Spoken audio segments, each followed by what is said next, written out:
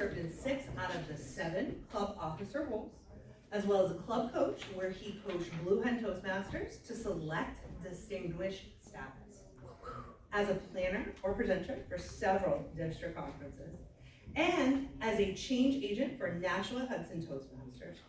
He has placed in division contests from 2018 to 2021, earned his DTM award in 2020, and was named Toastmaster of the Year by Nashua Hudson Toastmasters in 2021. With that, Reese, come on up. Thank you. Thank you so much, Andrea. How are we all doing today? Great. Don't worry about the emptiness of the room. We're gonna fill it with some energy today. Okay. When life gives you lemons, right? And I'm on a mission today to help you develop your missions. This presentation is from the Leadership Excellence Series. Has anyone heard of that? Yeah. I can see about only half of you have heard of it. For those of you who don't know, it's one of the free resources that Toastmasters International offers. It's downloadable. I believe the PDFs are editable if you get Adobe or some other PDF application right. And this module, Developing a Mission, is the second of 11 different programs that you can get just in the Leadership Excellence Series. And they are all very important. They touch on distinct topics that are all interconnected. They're all vitally important, but developing a mission is one of the most important, and I believe that's why it's number 2 in the series. Number 1 being a vision. What do you think a mission is? By a show of hands. Someone else? That's it. It's a statement of what you want to be doing with yourself. That's very personal. Let's transition to an organizational mission. What do you think the purpose of that is? Anyone? Establish common ground. That's very good. Establish common ground. That's part of it. Drive towards the goals. Yes, that's probably the closest answer I was looking for, because a mission acts as a compass. It acts as the needle that helps you to stay north, your true north. And I say true because you want to be true to your values and yourself. Whenever your compass is weaving a little bit, and it inevitably will, we all have our personal reasons for being in Toastmasters, and we can often forget the values of excellence and integrity. We might fall off of meetings. We might stop going to clubs. But if you're committed as a Toastmaster, as a leader, as a communicator who has a real message, a purpose, developing a mission is absolutely critical, and it will drive you forward all the way, as it did in my Toastmasters career. It helps you to organize your day-to-day activities.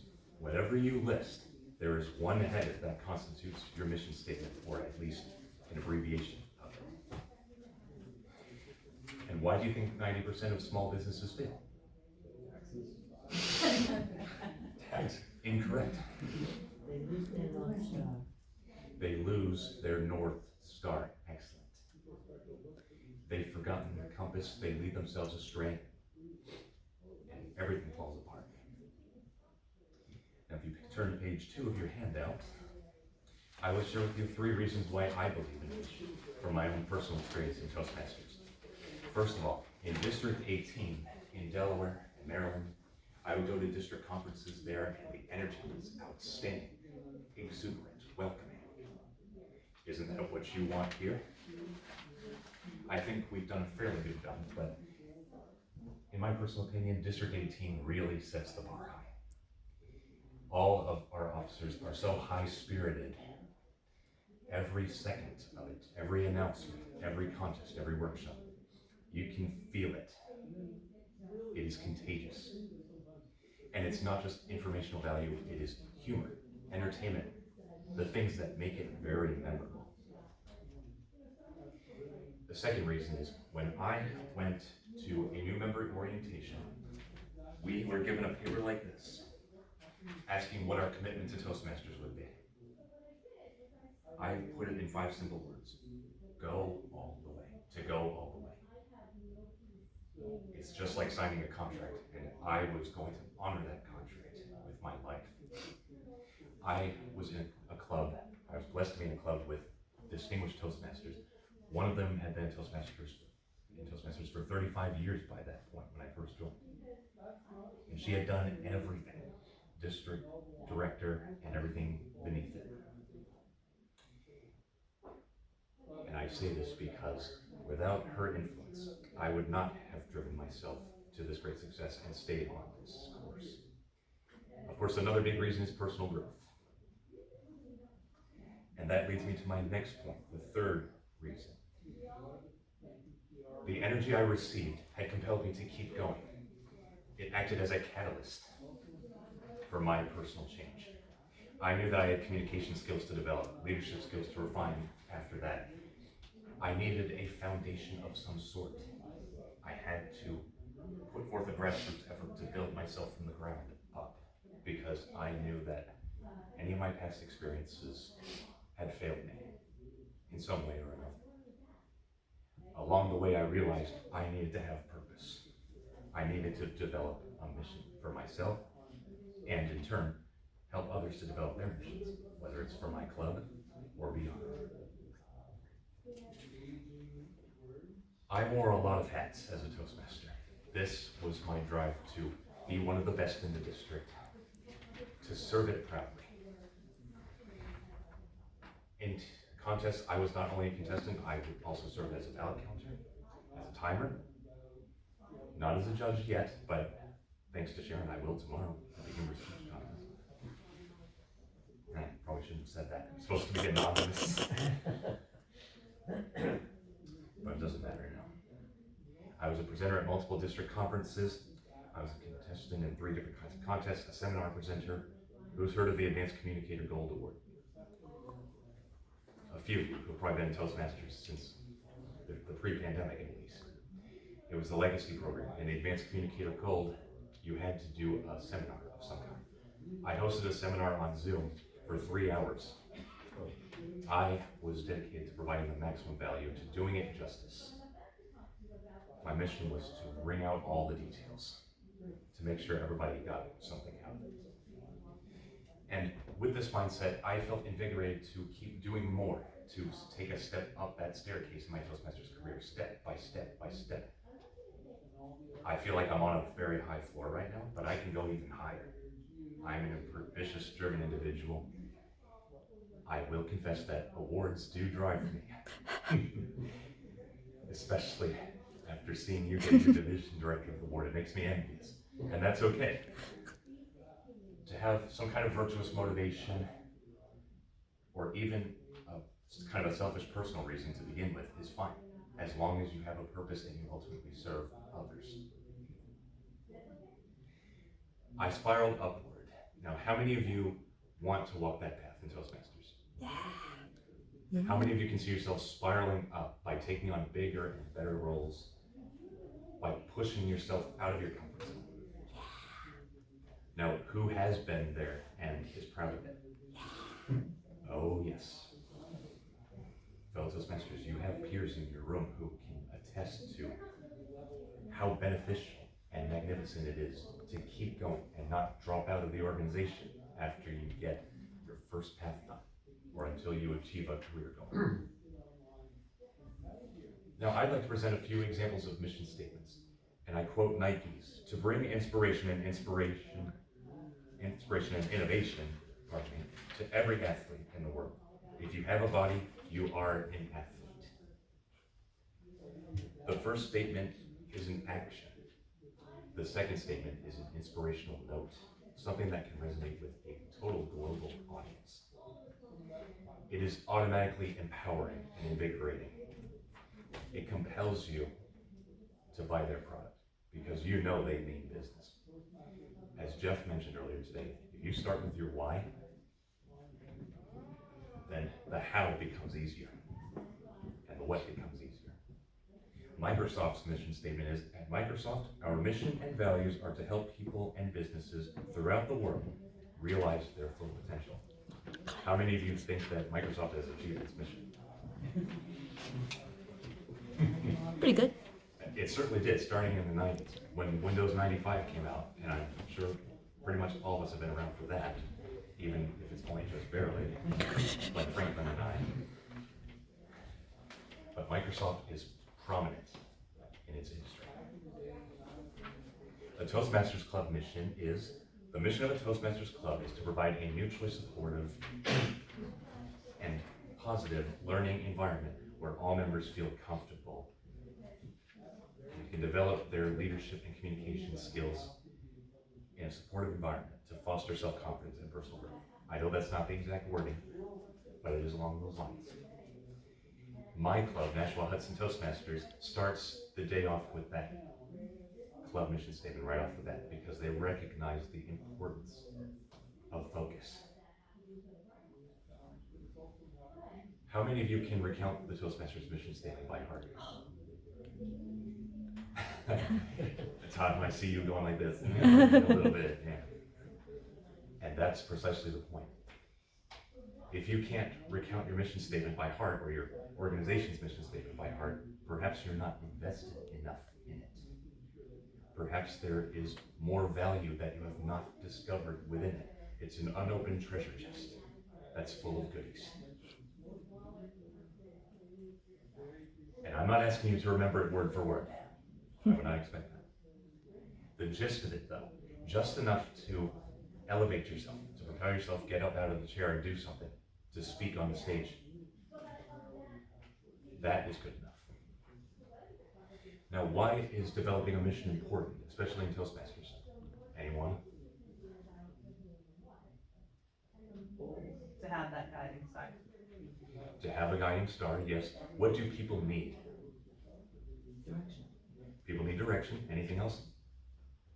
You need to know what your organization. Clarity. Yes, I have that. Energy. Yes. Motivation. I must ask you just not to read it. I'll ask you beyond that. What other qualities? Motivation. Motivation. Action. Very good. And how you say it matters just as much as what you say. If you put a mission statement like, well, the mission of the Toastmasters Club is providing mutually supportive and positive. Boring. No. Come on now. And a mission should energize you. The mission of our club is to provide you with a learning experience that is conducive to total personal growth and fulfillment. We want you to feel invigorated in Toastmasters. We want you to feel connected. Now, how much more appealing does that sound? Because you put passion into it. Now, I'm going to challenge you again. Without looking at your handout, what is the difference between a mission and a vision? Mission is what you are, vision, what you want to be. That's a good answer. Could you repeat what I didn't hear? What is the difference between a mission and a vision? I mean, what was the answer? The mission is where you are, and the vision is where you want to be. The vision is conceptual. It's a picture that you paint. It's relatively abstract. The mission is a roadmap, how you get there. That is why under the mission we have goals. Under the goals we have tasks. The mission is present oriented, and the task and the vision is future oriented. Where are we going is what the mission is, or was what the vision is. What we are doing now is what the mission says. And a mission serves as a foundation. Can you tell me what a mission does for you?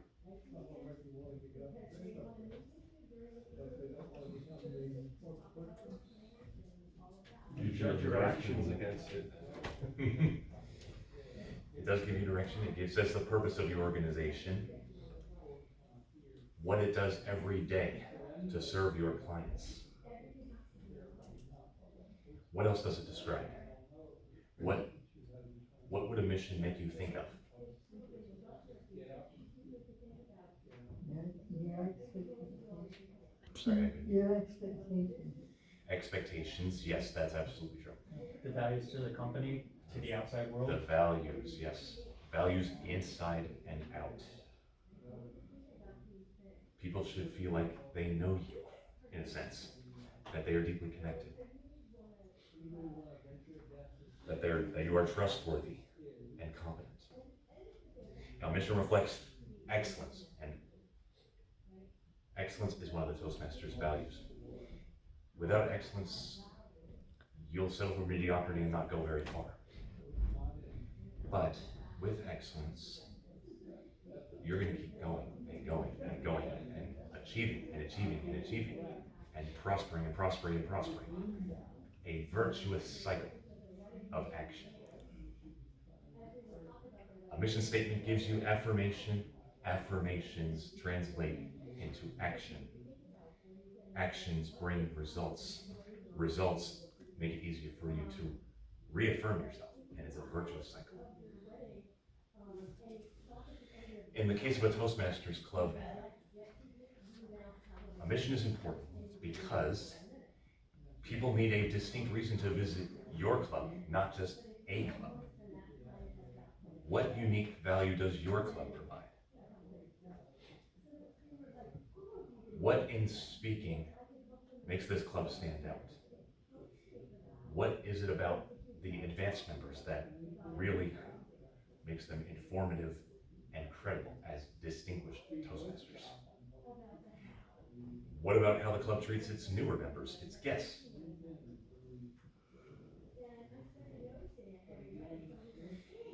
Now, what would a mission not be? Convoluted. Convoluted, absolutely. Any other words to describe it? Not details. No, the specifics, you do not go into the specifics in a mission statement. Yeah, it shouldn't be too long. It's an overarching thing, right?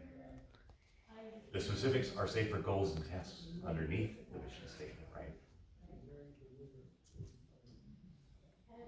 And if you look at page 5 of your handout, you'll see there's an image of a man with a magnet and a bunch of lights coming at him. You want your club and its leaders to be magnetic, to pull people in, rather than push people to do something. And says, I would not say, frankly, you must complete this path by X date. Really? How motivating is that? I'd be motivated. Perhaps in your case it would work, but do you think it's something that's universally effective? Sell, not tell. Not for me. Sell, not tell is a good measure. That pisses It's what off. you do, what you offer, just naturally. You don't have to be a show-off. If you have a mission and you feel clear about it, you automatically sell yourself just by being yourself. It highlights the best of your club as well, the best of all your club members. If, let's say for example, you're in an area that pretty much never does anything like the Leadership Excellence Series or the Better Speaker Series, and there's one person in your club who expresses interest in becoming a professional speaker. A good framework is to present topics like this to other Toastmasters clubs. It also gives them the opportunity to network, to build connections. And when your web expands, so does your opportunities. By visiting other Toastmasters clubs and delving deep into these topics, putting your own little spin on it, when you're out on a mission, people are going to know it, and they will want more and more from you.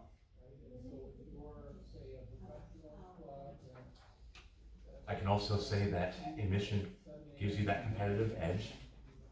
It determines how resources are allocated.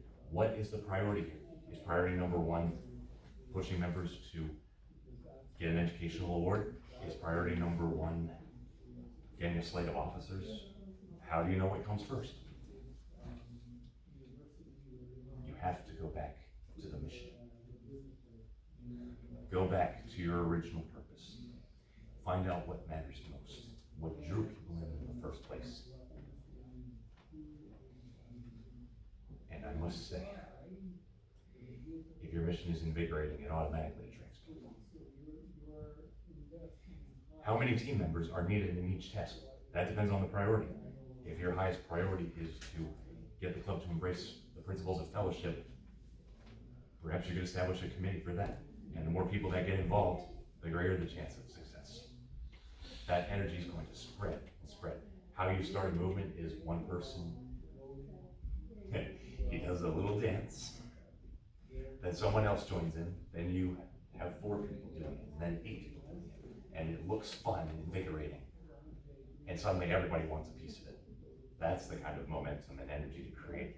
It all starts with your mission. But how do you go about creating a mission? Ideally, you'd want to use something like the Successful Club Series and the Club Success Plan. It makes you draw out what you're going to do throughout the year and why you do what you do. You can gather a group of Toastmasters together, and it doesn't just have to be club officers. It can also be members as well.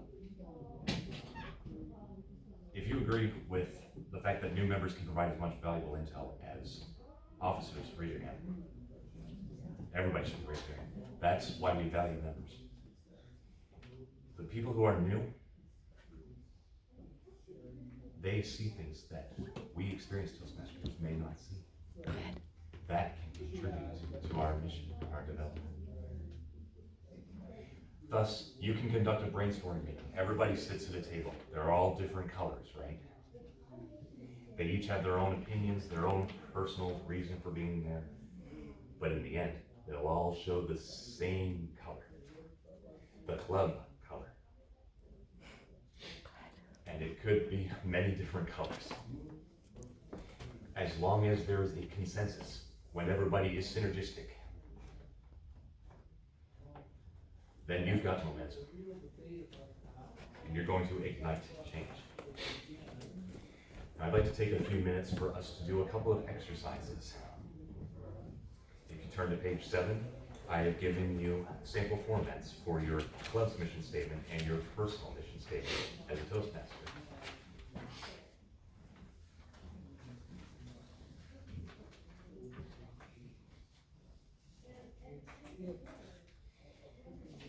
I will set the timer for a few minutes. I'll say 3 minutes. I'd like you to try to draft what you think your club mission statement is or what it could be, as well as your personal mission statement. I will start the timer. And if you don't have a pen or a writing utensil, that's fine, as long as you have something in your head. But time is now getting short. Let's wrap this up.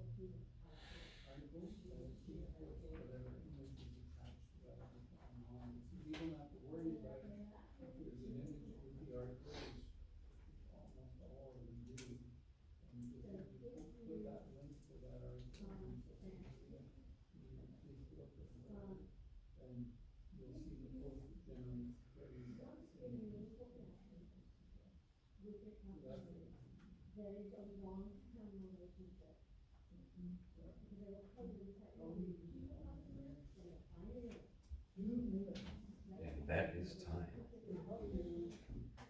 If you are not finished, that's okay. You can keep writing if you wish. But I would like to leave you with a couple of points as we conclude. If it were me, I would draft a number of mission statements and see which one sounds best.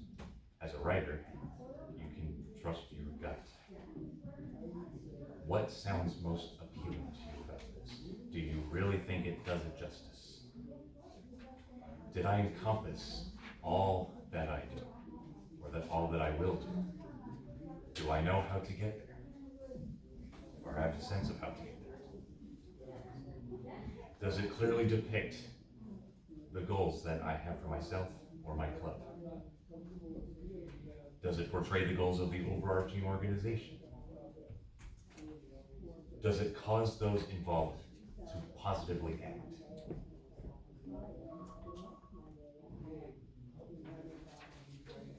Fellow Toastmasters, we all know that we are living in an ever-changing world, and as the world changes, your missions will as well. You must always be open-minded and flexible and purposeful, because without purpose, your foundation will crumble. It will not be sustainable. And I trust no one wants to be in that position where they could have done more but did not. I bet each of us has experienced that to some degree or another at one point. I know I have. And it's not pretty. You want to be the one who is dependable, who is energetic, enthusiastic.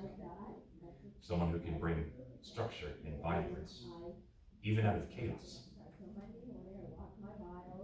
So keep revising your mission statements. Use one for every endeavor you have. And to quote Napoleon Hill, reduce your plan to writing. The moment you complete this, you will definitely have given concrete form to the intangible desire. And I have my own personal quote to complement it. When you create a purpose for something, and it makes you feel like you're on top of the world every time you say it, you have your mission statement. And that's very true, isn't it?